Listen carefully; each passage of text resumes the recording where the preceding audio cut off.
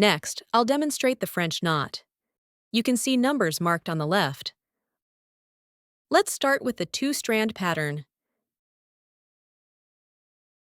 Using two strands of color number 4.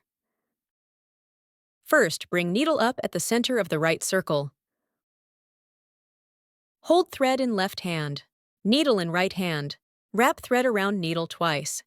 Take needle down at center point. Pull thread slowly, forming a small knot. Let me show once more. Come up at the circle's center. Wrap thread around needle twice. Take needle down at center point. Pull thread, forming a small knot. Complete the pattern following these steps. Keep hands steady while wrapping. Control the number of wraps to avoid loose knots or failed formation. Take it down.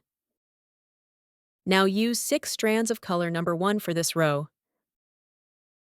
Secure the stitch. Pull thread. Thread in left hand, needle in right. Wrap thread around needle twice. Take needle down at center point. French knots with 6 strands are harder to pull. Need more strength. Take it down. Let's look at the result. You can clearly see as strand count increases, the French knot shape changes. From small to increasingly full. Like a blooming flower bud, quite interesting.